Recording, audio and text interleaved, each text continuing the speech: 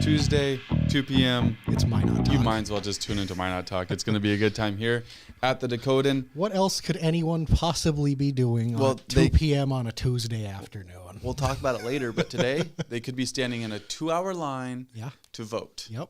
Heard voting. It's crazy. Heard turnout's been very high the last 2 days for early voting here. Early voting. So that's pretty interesting. But something that's even more interesting than all of that is our guest that we have with us today, Isaiah Keller, Director of Seeds of Eden, Chief Visionary Officer. Let's get this right. Awesome. Thank you for having me. Well, thank you for joining. I think you're a friend of the program. You've been a part of it in the past when we talked about an event that you were doing. But today we wanted to specifically talk to you about what Seeds of Eden does, go through that, and then even get a little bit of your take on Measure 5, the marijuana bill, or as the billboard in town that I always point out, vote yes on number 5 for economic growth. That's all the billboard says. All the billboard says. Vote yes for economic growth. But also get your take on how marijuana, if that passed, how that might affect recovery housing and all that stuff. So we also have other things that we'll be talking about after in the second part of the show. Very eventful weekend, of course. Yeah, it's sad, some of the stuff that happened. Why not needs God? But it's true. All right. You're not wrong. So where do you want to start, Jonathan? First off, I want you to introduce yourself, Isaiah. Just talk us through who you are and how Seeds of Eden came about. Awesome. So I'm a co-founder, director, and chief visionary officer for Seeds of Eden. We were launched about 2 years ago in the wake of an opioid and addiction epidemic. And so we really started with case management and then quickly entered into recovery housing. So at this time, we are stretching across the state and into South Dakota and prioritizing our time and energy on tribal nations and tribal communities. Very interesting. Very interesting. So when you case management, all this stuff, who are you guys able to help? We can basically help anyone. Actually, we do have a particular grant we work out of in Sioux County that's geared towards children and young adults. That's more of a mental health, approach where we bring trauma-informed care. Very good. We're trying to mess with your mic. Yep. We're trying to make it as awkward as possible. That's what we do. Leif is out here talking about how mics need to be turned up, and that's very personal to Leif because he's been on and audio has not worked. But hey, we're getting better, Leif. We do help kids. We help young adults, veterans, really anybody from all walks of life. Right. So, how many facilities do you guys have right now? We have 4 that are operating and 1 that we are working on in McLaughlin, South Dakota. Sure. It's in a stage of remodel, and then some other opportunities coming up that will expand our reach even more beyond that. It's incredible. Yeah. So people, they get into your program, they're struggling with some type of addiction. Yep. They get into your program, and then what do those next steps look like for them?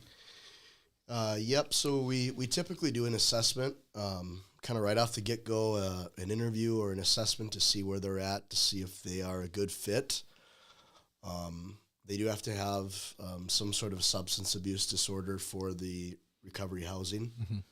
And from there, we just kind of bring a team together to help them. So that usually includes a care plan, a safety plan, and then kind of a roadmap on how long they are committing to stay. Some are there for a month, some are there for over a year. It kind of all depends on the situation. Can depend on their criminal conditions or requirements. So it's very individualized, and I think that's why it's so effective, is because we're meeting people where they're at, and then building from there to develop something that it's, in a sense, tailor-made to their needs. Yeah. So, and Kyler, if you ever have a question, just kick me out of here. But you go. guys' journey had to be pretty incredible, because you've grown pretty fast for it, or is there just such a dire need that it's not even hard to grow? I know there's always pain with growth. Yeah, but I think the biggest thing is establishing your structure, and you have to have a good business plan. So you need to tap into various revenue sources, whatever that looks like. We've been able to utilize some grants. People have donated. We operate with some state programs too. So. And then most recently, we're going to be kind of tapping into some tribal funding. Okay. So I think when you diversify your funding sources, you're able to grow more aggressively. We're very interested in aggressive growth. Some agencies are not, and that's okay. But you have to establish your vision and what you're trying to do.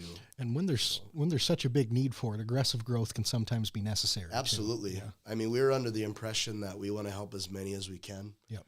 Without compromising our level of care. Without a doubt, yeah. You want to stay consistent and give them the best recovery chance they have, but also be able to affect the most amount of people.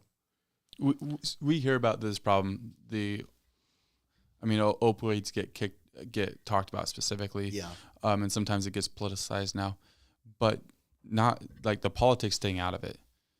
Is there actually a major problem going on in Minot and in North Dakota in the places that you guys are setting these shops up?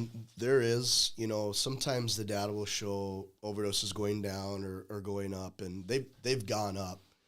Over the past 5 years, there has been a huge increase in overdoses. What you're seeing now is the addiction reaching into young adults and into the kids. So okay, wow. So addiction is much more deeper than just fentanyl on the streets. It's in regards to, are kids getting addicted with vaping? Are they getting addicted with their phone? So like the addiction problem is really the root of the problem, and that's starting earlier and earlier now. Which we haven't even seen the fullness of what this is really going to lead into long term. It's only just begun. We're just scratching the surface, and agencies and governments are trying to scramble to figure out what to do, and that's where we're at, and that's why there's so much awareness. So when you say brought to it, younger and younger, is this talking like 15-year-olds, or is it 20? I mean, even some of our clients have they even admit that they started using drugs at 8, 9, 10 years old. Wow, jeepers. And that's coming from a 25 or a 30-year-old. And so that has only gotten worse. And when you look at the data, I mean, you bring it to the local context. North Dakota has one of the highest underage drinking binge rates in the nation, consistently every year. A lot of times you'll see Vermont and Colorado at the top, but North Dakota's top 5. Always right up there. Consistently. Something to do with snow.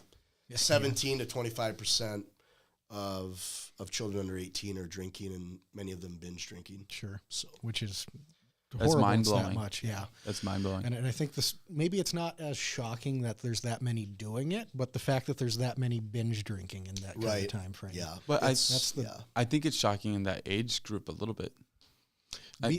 Shocking might be the wrong word. It's surprising. It shouldn't be shocking. Or it should be shocking. Yeah, but that's the way to put it. It should be shocking. And it's been normalized largely right. by society, and there's a lot of people to blame for that. But I think collectively, it's just drinking is normalized. And so I mean, even, you look at Minot and the city council passed the measure to extend it to 2 a.m. Nothing good happens after midnight. Yeah. So my mom told me. So, and they're just going off of what the state law was. Right. They were just adopting. Yeah. And so the culture is, we've normalized addiction just across the board. Yeah. So it's interesting. And I think it's basically at the point where everybody knows somebody, and typically it's a personal story. Mm-hmm. It's hard to find someone that doesn't have a personal story of addiction that's affected them in one way or another in North Dakota. We'll talk about marijuana in a minute, but sometimes I've brought that up, and typically we get comments like, or bring marijuana up, and I'm like, well, are they going to legalize fentanyl next? And when you make that comment, a lot of times people will chime in and say, well, they better not do that because, and they have a personal story of somebody that has either been addicted to it or overdosed on fentanyl. And it's sad how rampant it is. It used to be like, yeah, they have a drinking problem, or somebody was trying to keep it under wraps or whatever. But it's the elephant in the room that everyone just kind of... It's getting to the point where it's not possible anymore. It's just everybody knows somebody that's impacted by it. So if someone does have a friend or a relative or whomever it might be that might need to get in touch with you, what's the best process for that? And do you just accept anybody, or what are you guys kind of looking at? What we like to try to do is route people through the website. So there's if you go to www.seedsofeden.net, it's very easy. We've made it user friendly at the top. You can click apply. And as they go through that application, they can check off the boxes that they need assistance with. So when that comes across, and we'll reach out usually the same day, but within 24 hours for sure. Mm-hmm. Mm-hmm. We kind of know what we're up against, what we're getting into, and that'll help us kind of navigate. But yeah, we wanna meet with them, talk to them right away, and see how we can help. And if we can't directly help them, we want to guide them to where they can get care and help. So at least put them in the right direction absolutely. At that point. Yeah, that's what it's all about. And whether it's alcohol addiction to opioid addiction to any basically mental any health you guys take issues, homelessness. There might be maybe nothing specifically that. Usually there is. I would say that there's usually a pretty strong connection between homelessness and substance abuse or mental health, but yeah, it's not always. And some people just want a Bible study. Yeah, we're cool with that too. You guys are great with that. So, I like it. So wherever they're at, we want to meet. Which is neat because it's a good point, because you guys have incorporated kind of like a Bible base into your program as well. So it's not just something where you're trying to get them disconnected. You're actually trying to reset up a lifestyle for them so they don't go turn back to. Yep. That's important. We want to leave them with something to, build upon for the rest of their life. And so that's one thing that we really felt strongly when we created Seeds of Eden was, it's very common in the secular world to hear, well, we need to get them off drugs. Okay, well, then what? Well, we need to probably get them busy with a hobby then. Yeah. Well, we see that as good. I mean, they need to be doing something other than committing crimes. For sure. It's a good start. But we want to connect them with faith as well. So I think it's interesting when you look at how many people that were addicted that are now very much into working out, because it's an addiction. Like you said, it's an addiction, and they get them into a hobby to go and change it from one addiction to another addiction, essentially. And they can, because it fires a lot of the same receptors in your brain. It becomes more of a productive, healthy but it's lifestyle. But it's still an addiction. Yeah. That's the part that to me is always curious, because it seems like they'd be more likely to relapse because they're still using those same principles, utilizing just pushing it towards something else. We tell a lot of our clients that before you prioritize working, and there is something to be said about a fulfilling that comes with working and being employed. For sure.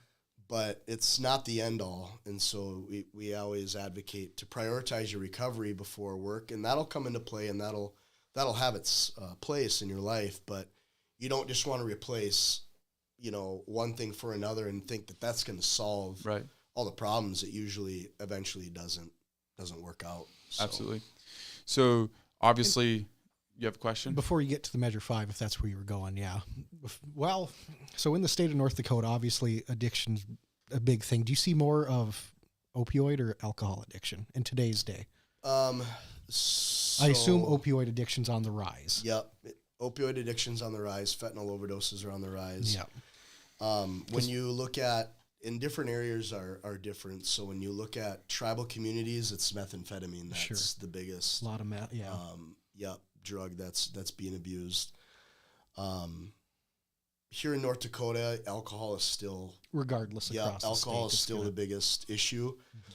Now the treatments have kind of changed, and a lot of people don't seek treatment for alcoholism because it's more socially accepted. Sure. So until it becomes that's a barrier. It's a barrier for people, and as they seek help. But when you look at the data, the numbers are fentanyl is the killer. That's the one. Fentanyl is what's killing people. Kills. Yeah, it's terrible. Yeah. So obviously, there's a big measure that's on the ballot. Mm-hmm. Well, I take that back. It's been on the ballot many times. Yeah. So if it's big every time, it's on the ballot again, and that's number 5, marijuana. It feels different this time around. It feels like there's a lot more steam behind it. And so if it did get passed, obviously it seems like in my world, my way of thinking, that this would have a little bit of effect on your world. And I'm just curious, from not a, because we've talked politics on this, and we've talked city council, and we've talked these measures, and we went through like both sides of them. But I'm not looking for the political statement, and I don't expect that from you. I'm looking at it from the recovery house, where you guys are working with these people that are in addiction. People say marijuana is not a big deal for this stuff. You won't see those same type of things. Are you concerned if it passes, or is it not really something that's even on your guys' radar? I think whether it passes or whether it doesn't, businesses, recovery homes, their policies aren't going to change. And so we're not going to adopt, it's not expedient, right, for us to change our morals and our values to shift with laws or public opinion. Right. Now, could there be an increase of people using it? Maybe. If it were to pass, will more people use it? Potentially. My biggest concern is with the youth, again, because people that are using marijuana now illegally, however, I mean, it's not a big crime really anyways if they're using it for their own personal use. Unless they're dealing it, then there's some bigger penalties for that. Different issues on that, And so you may have an increase of people using it. It might not be a huge increase from what it is now. But the biggest thing to me is when you look at its effect on society is how much more access will youth have if it's legalized. And I think for me that's my biggest concern. That's the biggest danger in it. When you look at marijuana versus alcohol, which one's worse? Alcohol takes more lives, but again, it's still addiction related. It's not a great product.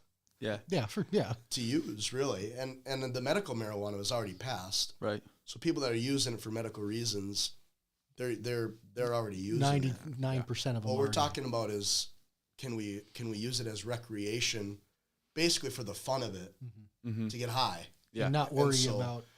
Again, that's an addiction issue. Exactly. Which is a problem. Right. Yeah. Basically, it doesn't matter what you're addicted to. If you're addicted to food, maybe you should take a break from that too. Yep. So temperance is good. That's right. So it doesn't really matter. And for your guys, like you're addressing with the rules of the house right now, if your alcohol's legal, but you guys don't allow that in the house, I'm sure. Right. And so marijuana is legal. It's probably not going to find its way into the house either, unless if potentially medically, which is not part of the conversation that we're talking about. And we've come up against kind of the ethical issue of, because now a lot of medical agencies are using opioids to treat opioids, and so they're very much proactive in trying to promote their program. Yep. And they come from a good, I think a lot of them come from a good place where they're wanting to help. And the data shows that it does help some with overdoses and stuff like that. What we're trying to curb is the actual addiction itself. And so we come from a totally different vantage point. Yeah, totally different philosophy. And we don't really allow opioid-assisted treatment in our homes either. Sure. And so we've taken some backlash from that. but many other recovery homes don't. Exactly. For one, it's a big liability, and for two, you're trying to help them heal, and you're trying to help them, in our opinion, get sober. Yeah. And so I'm not saying someone's not in recovery if they're using methadone or Suboxone. That's not what I'm saying. It's just from a faith-based standpoint, we're looking at people getting delivered and people getting set free completely from all of the substances. So that's our approach is a lot different than on others. But very simplified, basic surface, they're preventing deaths. You're preventing addiction. Yeah. Very slimmed down version there. Sure. But, yeah. Yep. Different approach. Very interesting. Without a doubt. Yeah. It's crazy to hear the impact that it actually has on the communities around us. Yeah. But we get so busy in our everyday life, we don't realize it.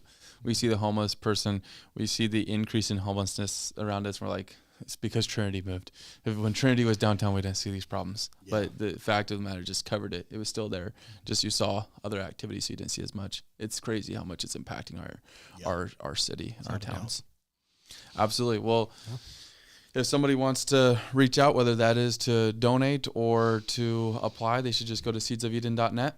Yep, absolutely. And if they have any questions, they can send an email. If they know somebody that wants help, kind of more of an immediate need, and they're ready to move forward, they can fill out an application. That's probably the best, easiest, quickest way. So, do you guys have any affiliation with Recovery ND? I saw they're having an event. It was Recovery Reinvented. Reinvented. That's it. Yeah. Yep. So that's put on by the governor's office. Yep, and his wife. Since by the state. That's open to everyone. We'll have I think we'll have a booth there. Actually, I saw they were having something in Bismarck for their yearly. Yeah, we'll thing have some year. representation from Seeds of Eden there. Fantastic. So if you want to see Seeds of Eden in person, stop by that event. Yep. Otherwise, go online to seedsofeden.net where you can apply, or he won't say it, but I will say it. You can donate because it is a nonprofit, and they're ran by grants and by you. So if you don't know of a way to get involved in the efforts to try to curb this stuff that's going on, that's affecting lives, then go there and give a couple bucks and help somebody that they're doing a lot of great things. Anything helps in that sense. Absolutely. Yeah. Well, thank you very much for joining us today. Thanks, really guys. appreciate it. Yeah. Great, Isaiah. Well, we'll have to have you by again sometime. You guys normally do an annual event in Minot or something. So when that's coming up, we'll have to get you back on. So sounds good. Thank you. In the demanding world of oil and gas, precision, safety, and efficiency are non-negotiable. Unmanned operator drone services revolutionizes how you monitor, inspect, and manage your operations. With cutting-edge technology and expert operators, we deliver real-time data, detailed reports, and actionable insights for our valuable clients. Why risk the safety of your team or waste precious time? Our drones access even the most challenging areas with ease, reducing downtime and enhancing safety across your sites. We take the guesswork out of your projects by offering LiDAR, mapping, and inspection services so that your projects stay safe, on budget, and on time. Unmanned operator drone services, where technology meets safety, precision, and efficiency. Contact us today to elevate your operations. Yes, pun intended. See you guys. Well, that was great conversation there that we had with Isaiah. Oh, it was fantastic. We're back. We're back. Ready to roll. Our videos are messed up, but we'll it's get fine. that fixed. I'm here. I'm going to just other way. Yeah. Figure it out, dude. Way to be awkward. There we are. Me? Awkward? No way. That's a long shot and a half there. Fantastic conversation. And we are upgrading our lower thirds. We're upgrading our video production. Yeah, it's getting better around here, man. If you can't tell, Jonathan's live producing us as we go. Yeah. He's been, I can vaguely see it. I'm half blind, but he's been doing a great job from what I can tell. Yeah, I don't know if it's great. But I look forward to see how this will roll in the future. I think it's a great look. Yeah. And sorry about that audio issue. So that's something that we're working on with guests. We have overall fixed our audio issues that we've had. Yeah. But now when we have guests, sometimes they don't like the mics as much as we do. But we love our guests, so we're fine with that. But we will make it work. it's awesome. I'm excited about it. Oh, regardless, So I am too. we got that was great conversation. With Isaiah, though. Yeah. So to highlight what's going on there, like Yeah. absolutely, people talk about this issue and they just talk about it as an issue, and I think it's good to highlight it because, as mentioned, and you can attest to this if you want, but it seems like pretty much everybody knows somebody, whether it's a direct or a like second, like not going very far in their connections, a second level of connections. They know somebody that is impacted by this stuff. Yeah, locally, it's such an impactful thing around here. Yeah. It's something that hits home. You got to be careful with it, and it's good to not just talk about it, but actually to offer initiatives and opportunities for people to go out there and do something with it too. Absolutely. So I'm very sincere when I say I'm not just trying to plug somebody. That was an unpaid. We invited him. Yeah. If you want to support it and you don't know how, go. I'm serious. Go donate $50. Do something like that. Seedsofeden.net. Because they're nonprofit organizations, and it takes people to run these things. Yep. It takes people. It's not just one person that can go around and run these houses and all the different things that go on. It takes a mountain. It takes, and so go. It is a mountain, and it takes a village to get there, right? Yes, that's where we're going. Yeah, but go support them in some way for sure. But no, it's a great thing. All right, so we got some interesting things to talk about. We do. Still on the list is the Anita Knutson update. That trial's happening, and Todd Burning, he finally some big lawsuit news happening last week from that. More lawsuits going his way. Going to go over some voting in North Dakota. Go over some national polls. Like we mentioned, state early voting's open in the state now. Yeah, Minot especially. It's been busy. World Series is going on now. So who are you going for in the World Series? Oh, I can't cheer for the Yankees. I'm a Twins fan. Oh, they've killed us too many times in the past 20 years. I got to cheer for the Dodgers. I can't cheer for the Twins? Yankees. Gosh. You like the Twins? Of course. Of course. You're a North Dakota boy, You so betcha. obviously you like the Twins, not the Rockies. Oh gosh. How does that divide happen? I have no idea. How does some people like the Denver or the Colorado teams, and some people like Minnesota. the Minnesota And teams? there's a lot of Green Bay fans too. They're the good ones. Oh, You'll find that they're the good ones, but you don't find many Milwaukee Brewer fans. That's true. It's true. I think baseball in general isn't as popular. I mean, obviously isn't as popular as it used to be. I mean, I'm sure that you'll take some heat for that. I love baseball, but I mean, and you look at this World Series, it's one of the better viewed World Series in the past few years. Just simply because it's classics. The two biggest markets in the sport. So, I mean, what do you expect? Because not great teams. I don't like them. No, they're the two of the highest spending teams in the league. They're paying. I'll bet you this. I interrupt you, but I bet you this. The reason why that is more viewed is because of Ohtani. Because the Dodgers are not bringing in LA, but they're bringing in Japan. That too. I mean, it's Ohtani versus Aaron Judge. It's two of your biggest, and Aaron Judge is just laying a goose egg. Which is what you expect out of a Yankee. But they also have Ohtani, and then they have that pitcher. Yeah, Yamamoto, who they just signed last offseason to a huge contract for someone that never played in the MLB before. But he got a win in the World Series. So he's had a good year. He was hurt a little bit, but he had a great game in the World Series in Game 1, I think it was. And Dodgers are rolling. They're up 3-0. Yankees, it's Game 4 tonight in New York. I can't imagine the Yankees. A sweep? I think it's happening at this point. Really? You think so? I mean, there's a chance the Yankees could take it to 5 if they get desperate tonight, but I think it's a sweep at this point. The Yankees can't hit anything. Aaron Judge has 200 plus at bats and is hitting like less than 200. It's insane. Solo on you. Oh Keep man, this rant going. You look. The only guy that they have going right now is Giancarlo Stanton, who is a fantastic guy. He's been a home run phenom for his whole career. But you look at the postseason, he's been the only one that's been really going off for him, and they have one of the highest paid lineups in baseball. I think you got to have more than how many runs did they even score a run last night? It was like 4-0 till the end of the game. Oh, it's so good. Stanton can't run either. Oh God, he was a plow horse on that play. He got thrown out at home last night. It was hilarious. He was just truck. I'm slow as all get up, but he was just a truck going around. I have not seen you this fired up. See, I like sports. Okay. All right, let's go to some weekend car accidents, man. That was sad to hear about. It's tough. There was a couple of them. It was a rough one. I know there was one on the south side of town. Sounded like a teenager pulled out in front of someone. Both of them got like an older lady. I think that was on Sunday morning. Both of them ended up getting hurt pretty bad. I think both of them were largely okay, but there was just a lot of car accidents this week. And then there was one here in town where unfortunately a teenage kid was riding his bike and got hit.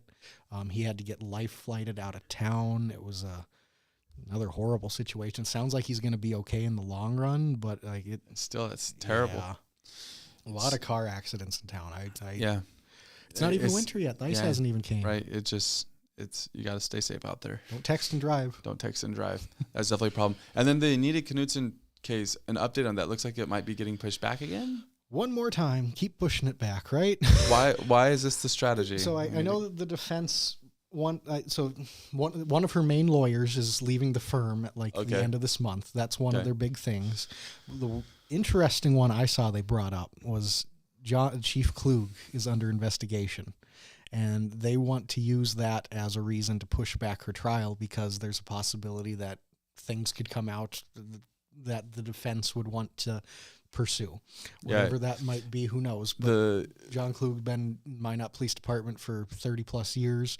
He was an officer at that time, of course. He wasn't made chief of police until 15 years after that, but he was chief of police in 2020 when it all got announced. True. Mm-hmm.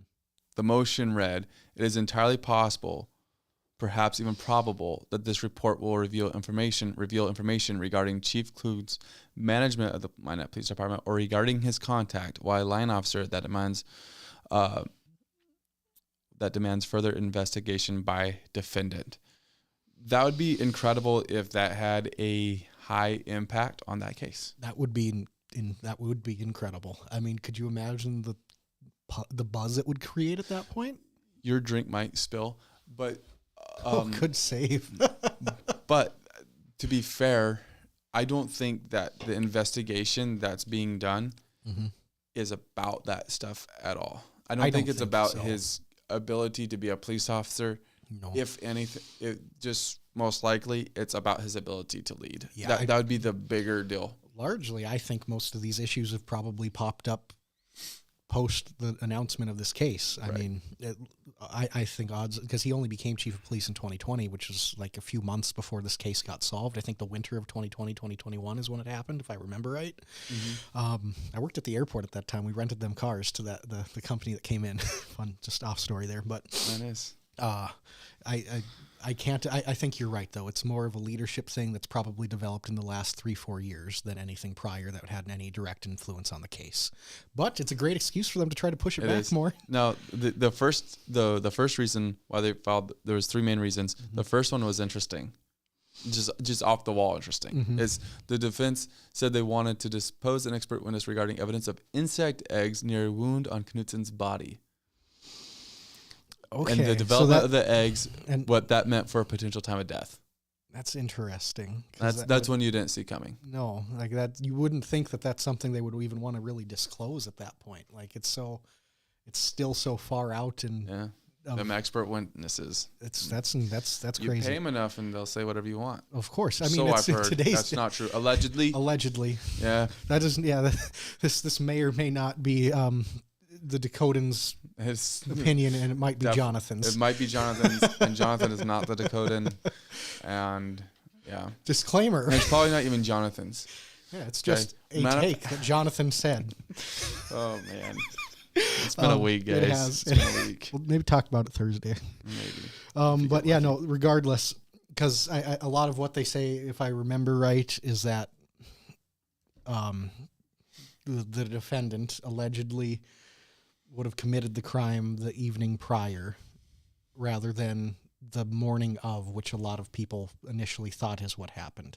And so I'm assuming there's probably some question on that. I'd have to look at the case again, and that would change everything. Or it could. I mean, no, it legit could change some stuff. Like that. That could be huge. That'll be interesting to see. Next up on the topic list, Todd Berning. He makes another appearance. He's back in the news one more time. Lawsuit's been filed against him specifically, not just Epic this time. Him and I believe his partners. They got a lawsuit filed against them by, was it Brevera Bank here in North Dakota? They say that the Henry Land Holding Company defaulted on a $3 million mortgage that they executed on August of 2021. So they owe over $3 million to the Bank of Brevera, which used to be the United Community Bank up until like last year at some point when they merged. And now Berning and his co-defendants are being served papers on that. How do you think that's going to... and William Langer Goki II. Also, I can't guarantee, but I can only assume William Langer Goki II has some distant relation to the Langers that were of political relevance in North Dakota's history. Allegedly. I can't say that by any guarantee, but being named William Langer, you got to, right? And so additional filings indicate Berning was not located to be served the foreclosure, which was an interesting topic of discussion around some in Minot. Yeah, we heard a little bit about that on the down low, that he was being searched for and no one could find where he was at. But it felt like he could be found. But there's a chance, like it sounds like he's still around. It's not like he's on the run or something. Yeah. And they just couldn't locate him at that time when they went to serve the papers. Right. I haven't seen any updates in the past couple, like over the weekend, so I don't think they've served, or at least if they have, they haven't announced it. Right. Yeah. And do you think this is going to happen? But it was said that they were doing stuff via mail. They're going to just mail it to. Like okay, so I think that officially that counts in the same regards to the judicial system. Do you think that this is going to have any big impact on what happens with Epic going forward?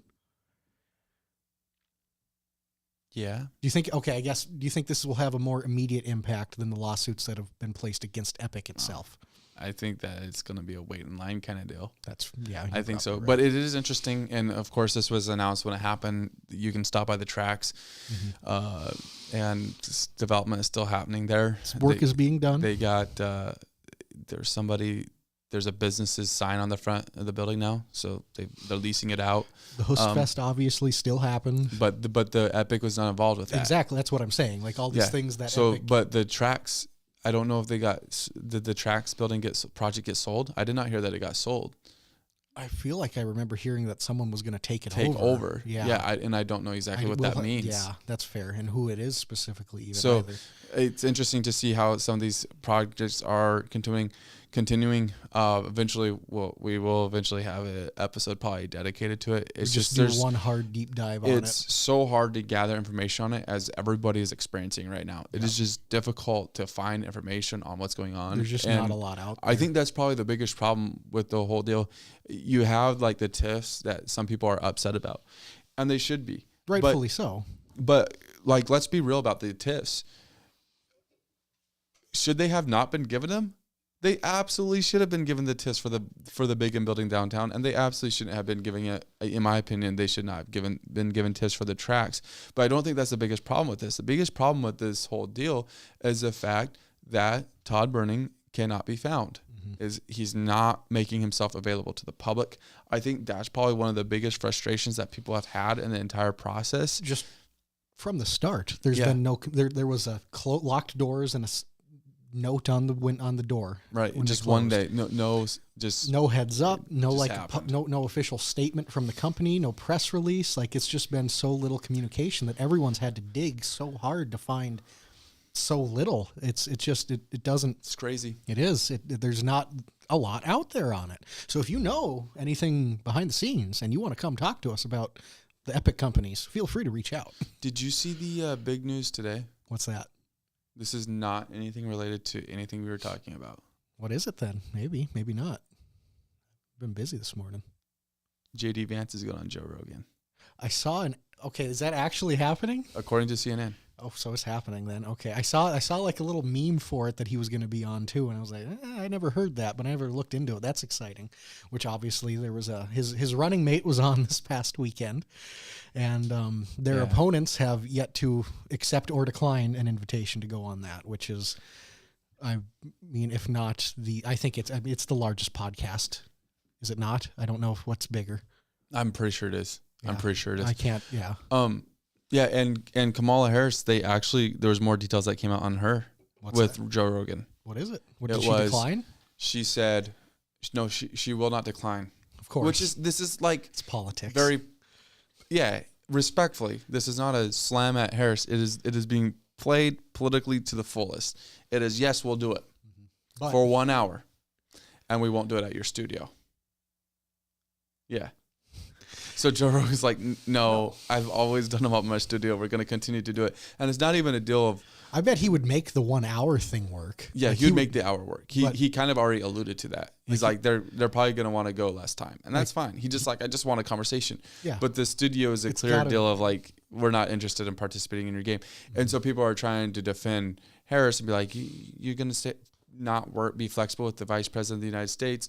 And it's like, okay, I get what you're saying there's that degree, but then she has gone and made ways for other podcasts to happen. And I believe she's even going to be in Texas this week or something like that. So there's a reasonable way for it to be able to make happen. this work.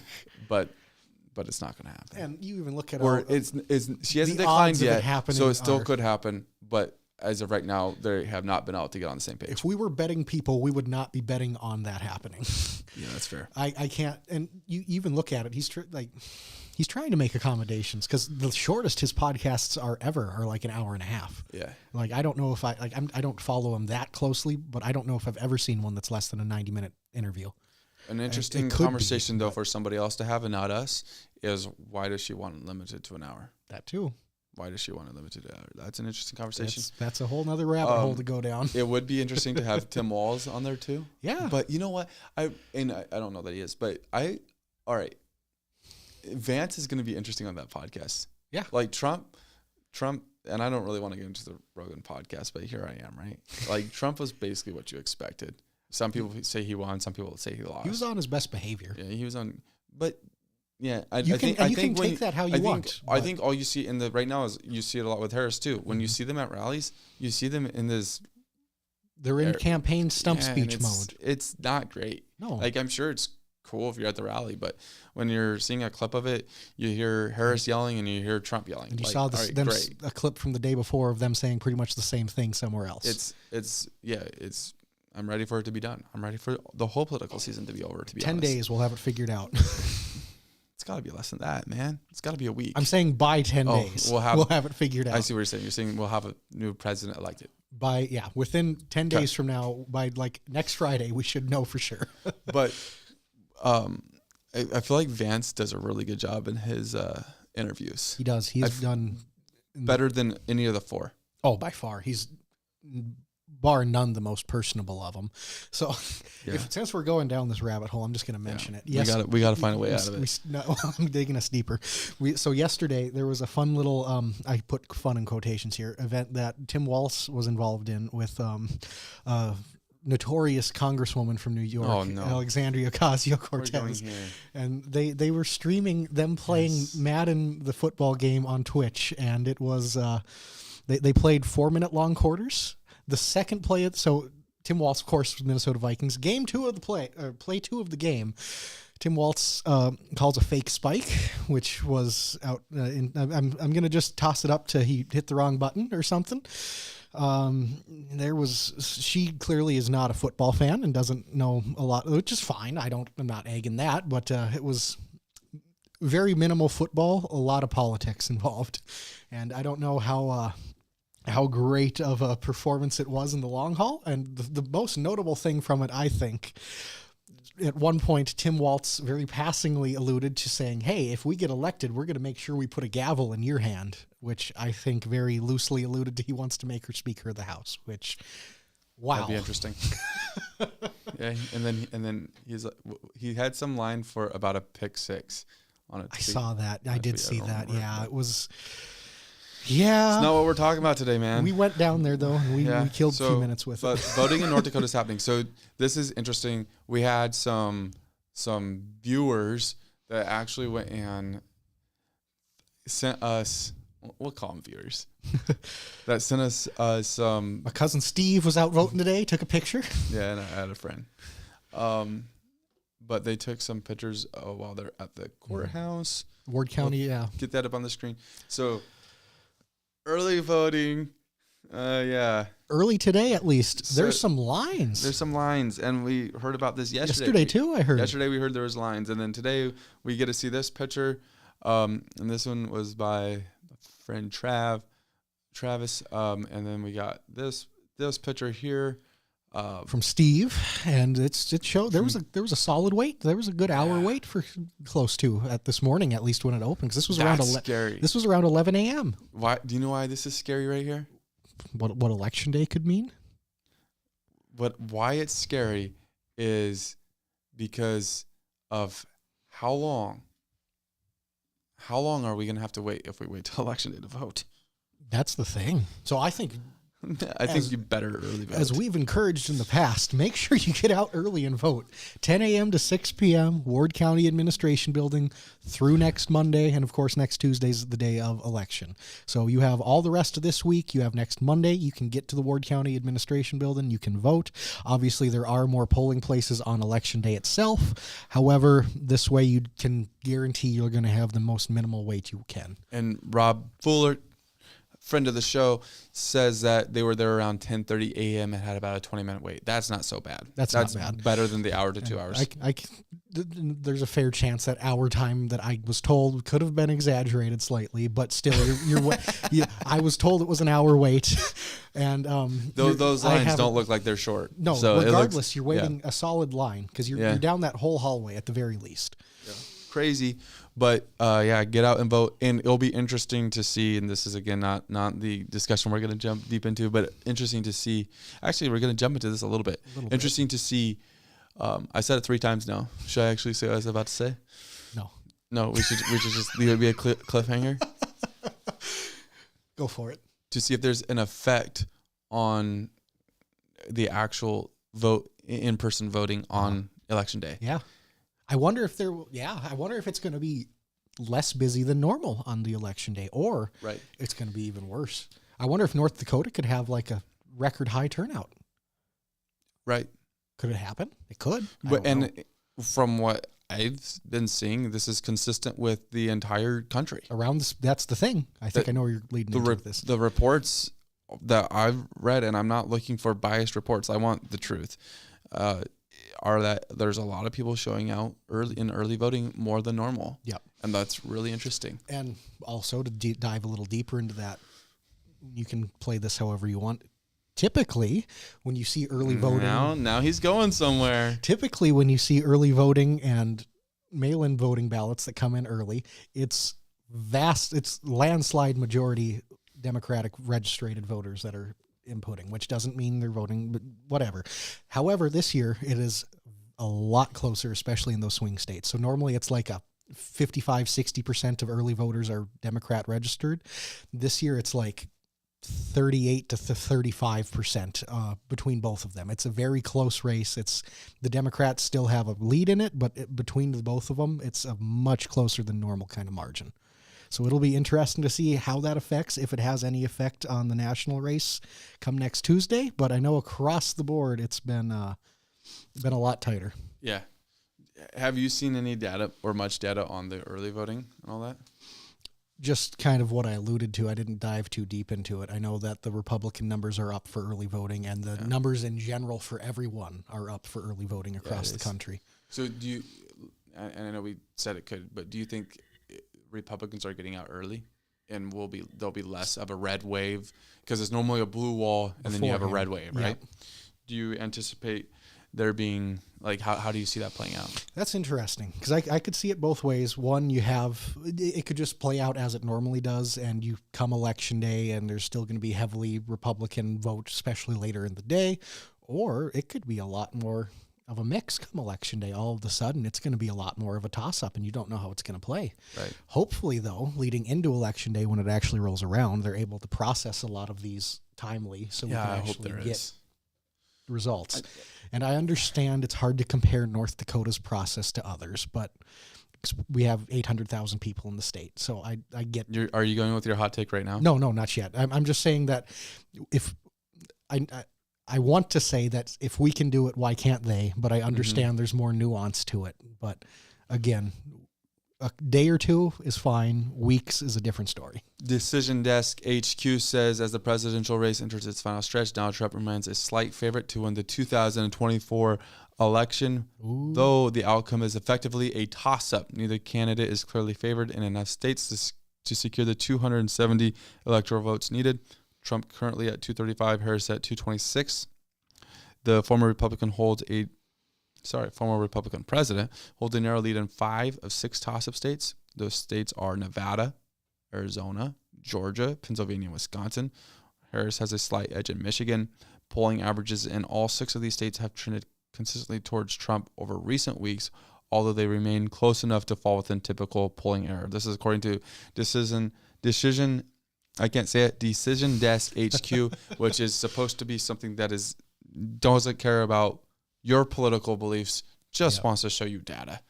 And so that's where they're polling from. That's what they are saying right now, is they're just not. It's hard to. Everything is going to be a close deal. It will, regardless. Every vote counts. Looking at Real Clear Politics and 538, a couple of the ones I used, RCP has right now Trump up by 0.5 point, 48.5% to 48%. Then you look at 538, has Harris up by about 1 point. So, I mean, everything is just, you don't know where it's going to land at this stage. It's such a toss. This is going to be one of the tighter ones we've seen in a long time. Obviously, everyone's going to talk about how close last year or 4 years ago versus 8 years ago. I think this one will be closer than either, and I think it will be as close, if not, it will be on the same level as the 2000 election in closeness. All right, I've asked this question before, but we're going to get your opinion on it today. My opinion. Yep. I'll try. The question is this: how close is Katrina Christensen to Senator Kevin Cramer? Is it going to be 55-45? Is it going to be 60-40? So it won't be 60-40. Yeah, 59. I think she's going to have 49. A great chance of breaking that 40% threshold. She's over 40%. I think I've seen polling where she is for sure. Yep. But I think, and the past most election cycles in the state for national or statewide elections like that has been heavily Republican. The last close one was 6 years ago when Kevin Cramer won this seat against Heidi Heitkamp, when he won with like 56% of the vote. So now you're looking at Christensen, who obviously has name recognition. She ran 2 years ago. She's a fairly well-known candidate. I think she has some momentum on her side. I think the Democrats in the state have momentum on their side right now. I don't think it's going to be enough to put them over the top into winning any specific election, but I think they have momentum to possibly break that 40% threshold. You look at the congressional race 2 years ago. You had Cara Mund run as an independent, and she got to like 37%. I think there's a very good chance Trygve Hammer could at least match where she's at, if not break that 40% threshold. Oh, you think Hammer would get 40%? I think Hammer has a chance. I think Christensen has a chance. I think the least likely of the 3 major ones would be Pepcorn right now. Armstrong's a tough candidate to go against. Plus, I don't think it's going to matter much, but it's a 3-person race too. Yeah. Locally, do you think in District 40 or District 38 how do you see this playing out? I'm telling you a hot one. I think my take from Thursday will stand. I think that they're going to be competitive races. They could be close. That's the question that basically I want. Yes. Like, are they going to be competitive, like within 1,000 votes? I think within. That's a competitive race. That okay? is No, it is. And I was trying to think of what percentage of voting it could be, but I think within 1,000 votes is very fair. I think that would be like 3,000 votes Republican. And I know that there's 3 candidates, but 3,000 votes for both of the Republican candidates, and then 2,000 for the Dem. Yeah, I think that'd be basically. And I think you can see something that's going to be as close as we've seen the last 15, 20 years. However, I still don't think there's going to be much concern for either of the Republicans in either of those races. I wouldn't be surprised if one of those races was really close. Could be. That would be exciting to see.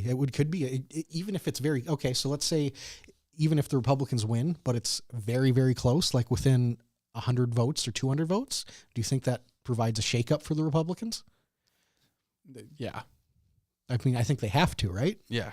Well, the problem with it is that for the District 38, you have a lot of experience, and if term limits plays out the way that it is set up right now, then that experience is not running again next cycle. This is true. So there's already a level of shakeup, but it'll show how important it is for them to find the right candidate. Yeah. And in District 40, you have 2 new candidates. They honestly hit term limits at the perfect time. Yep. Because They still get... it's not term limits, but they had a change in their candidates at the perfect time because it's going to, when they won't have the same shakeup as District 38 is going to have. And District 40, Jose Castaneda and Macy Belinsky they have a great opportunity to learn from those that have been there for years now too. Yeah. They can. They're set up this time. Yeah. The next time around they'll have to. Term limits is just an aggravating thing the way that it is, but nothing I can do about that today. So we'll go to some hot takes, Not and today. you get to want me lead to the way. start? Yeah. Oh gosh. We both took political ones this time. We did. Fire away. all right. Wait. Before we fire, But wait, I would encourage you. for me? For me, this is me talking to the person watching right now. To you. I would encourage you to go to youtube.com, or if you're already watching, that's great. So type in The Decoded, click on that, and then just click subscribe. That would be a fantastic gift Do for it. Kyler and I. Please. Just hit subscribe. If you think what we're doing is either entertaining or valuable, we would vastly appreciate any kind of a subscription. Oh yes, And absolutely. of course, like the video. Follow Yeah, us on yeah, Facebook. yeah. We're all over. Yeah, do it. Subscribe. All right, go ahead. Hot Your take. Hot take Tuesday. All right. So North Dakota is the only state in the union that does not require voter registration. And I think that North Dakota has the best, most effective voting laws in the country. I think that so controversially, North Dakota has voter IDs. You have to have a state issued ID that proves you're a resident of the state. And obviously by proving you're a resident by getting that state issued ID, you have to be a citizen of the country. So I think I think it provides the most basis with fraud. I think it adds the most availability for a person to go vote whom they want rather than feeling as if they're tied down to a party. I think it can add a whole extra level of clarity and security to the state, to the country if other states were to adopt our voting principles. There you go, man. Honestly, I don't think it's a bad take. And honestly, I don't even know if it's that hot. I don't think it, for North Dakotans it isn't, but for the rest of the country it is. Yeah, they don't want voter ID. No, and they don't want, they want registered voters too. Because also having to register to vote, while I understand the primary is a lot different, having to register to vote in the general election could potentially it could be a block to voting. It can, if you don't do it in time. Some of them have deadlines. You can't, because a lot of them don't have the ability for you to register to vote the day of election. Yeah. I just think it has the by taking away voter registration, it allows more people to vote, at least theoretically. Interesting. All right, I'll go with mine, but we also have a special one after mine. So yeah. You have one fan. I do? Of yours, yeah. Miranda Schuler's about it. Thank you, Miranda. I appreciate that. I think we should, the rest of the country should adopt it. All right. So mine is, I honestly forgot mine, but I remembered it, and so here I am. I was like, do I have to come in? No, I forgot my hot take, and then I remembered it today, and so we were good. But I think that the Republican Party in North Dakota is obviously it's talked about the factions that are with it. It's big. It's big. So they've talked about the big tent and all that, and it's an interesting conversation. But I think what we're finding out, and some will say, I've seen it for years, but I think that there's a lot of libertarians that are running around calling themselves Republicans, and that might even be partially the conservative faction. Mm-hmm. I'll say this as the example, though. We talked about it earlier with Isaiah Keller and Measure 5 and marijuana. And if you go and you look at it through history, conservatives, typically, Republicans, conservatives, however you want to identify it, typically voted against marijuana. But now you're hearing a lot of them saying, no, it's fine.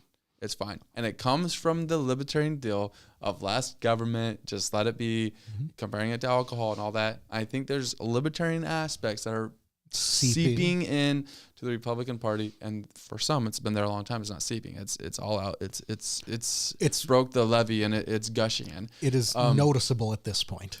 But I think that's a thing in North Dakota. I want me to double down on your take, give you another example. Sure. So 20 years ago, one of the biggest hot button issues that Republicans were against was gay marriage. Yeah. One more conservative group that was okay with it were libertarians. All of a sudden, now today, what is something that majority of Republicans maybe are okay with at least. Right. And so then it just shows that these principles and ideas have been seeping in over time. On that issue, and when you begin to look at that stuff, you can also look at a uniparty, which is completely That's hot a whole take. And different- I'm not saying that I'm about that, but they'll bring up that issue as for the uniparty as well. That's a thing. That's a whole episode in and of itself. Yeah, I don't know if it's a thing, but it's definitely a topic. It's a topic. Yeah, it could be a thing. Yeah, it could be a thing. But we also have a third. Yeah. So we have a special hot take from our. So what we're gonna start doing, I think, it depends Jonathan on how good of stuff we can get from it. But we're gonna use AI for some hot takes. And I have a couple of pretty good ones. One of these, I have a friend that will kill me. But the only difference between a motivational speaker and a pyramid scheme recruiter is PowerPoint slide aesthetics. Ooh, that's not far off. All the motivational speakers are mad at us. You don't right think now. the motivational speakers have more to? So on the flip side, you could not just motivational speakers. It could be anyone that does speaking as a living. Then it could be saying, Yeah. how far You're off? just making more people upset. I know. That's ChatGPT or AI. That's ChatGPT Yeah, it's for not you. my hot take. Here's another one. I think this one's probably true. This is for a coffee addict. They're not addicted to coffee. They're addicted to having a socially valid reason to avoid talking people before noon. I think that's probably true. I think at least to a degree, it's probably true. That hot take is probably true. It's I need my caffeine in the morning, or I can't be I can't be productive kind of thing. Yeah. And also by being able to just sip your coffee, it can take away conversation too. And then another good one. The real reason nobody reads terms and conditions is because we've all silently accepted we will sell our souls for Wi-Fi. You're darn right at this point. We're too deep. So you want to know something? It's not aggravating. When you're in the middle of nowhere and you have no reception. It's You accept it. It's okay. It's understandable. Yeah. The worst thing is when you're in the middle, closest somewhere, and you have one bar. The thing that bugged me is when I was at the Minnesota Vikings game a few weeks back at US Bank Stadium. This is going to be it, right? And you're there at the middle of downtown Minneapolis, and when you get into the stadium, no reception. Is it truly no reception? you Is have it SOS or is it one bar? It was SOS for me, at least for me. I had the only way you could do anything is hook up to their stadium Wi-Fi, which is $10. it's free. Oh, but it's slow. So that's exactly slow, what I'm talking about. But it's slow and it's free, but that's also a whole different Pandora's box you could be opening. You would hope if something that big is pretty secure, but So you don't do public Wi-Fi? not typically. No way. I got unlimited data. Well, yeah, but I'm not opposed to it in every case. yeah, but you weren't going to do it at the Viking Stadium? No, I did in the end because I had no service.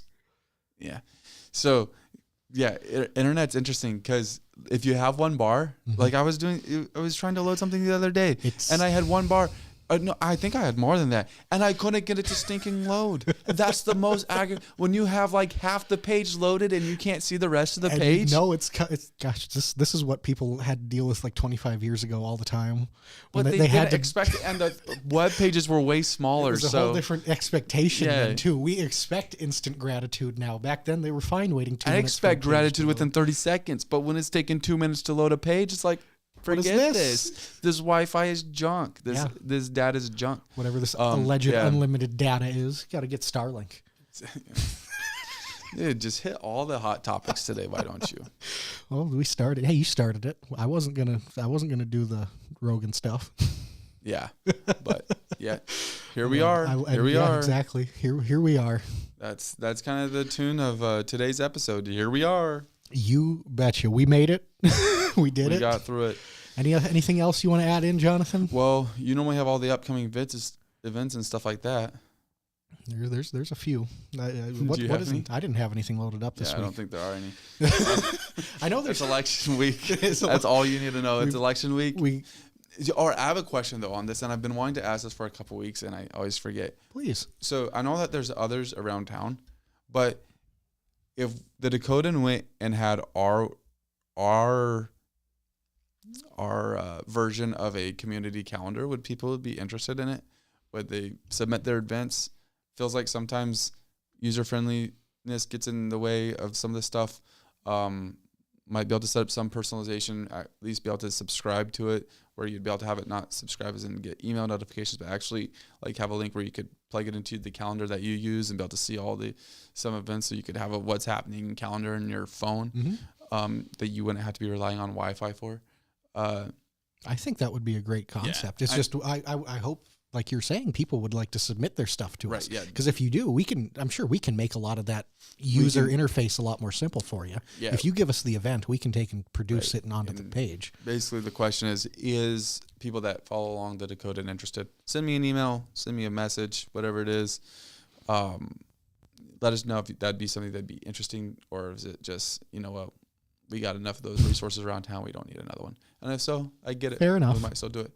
We might go and create a competitor to BizMan. Just because, why not? Go. We'll do what Facebook Marketplace and BizMan can't. Yeah. Well, you know, BizMan is a great resource, I but like BizMan. I don't love that website. Yeah, it's not a very user-friendly thing. Yeah. I love the concept of it. You don't want to try to load that page out in the middle of nowhere. Oh, gosh, no. You don't want to try to load it on your phone even, unless you have the app. So, interesting stuff for sure. We're on every single topic except the ones that matter. Of course. If there's a topic you want us to cover, let us know. We'll get it covered in Minot Talk. If there's somebody you want us to sit down with, let us know. We'll also make that happen. We have some exciting interviews already lined up in the month of November. Yeah. Got a couple weeks at least set up already for guests coming on here. Yeah, on Minot Talk, we're going to have some exciting stuff. So we'll be releasing those as we get closer to those events. But yeah, let us know what you want to see. We'll make it happen. Thank you for watching this episode. You got anything to add? I'm good. I'm ready. That was a great run, Jonathan. Absolutely. We'll see you next time. We'll see you this Thursday. 8 a.m.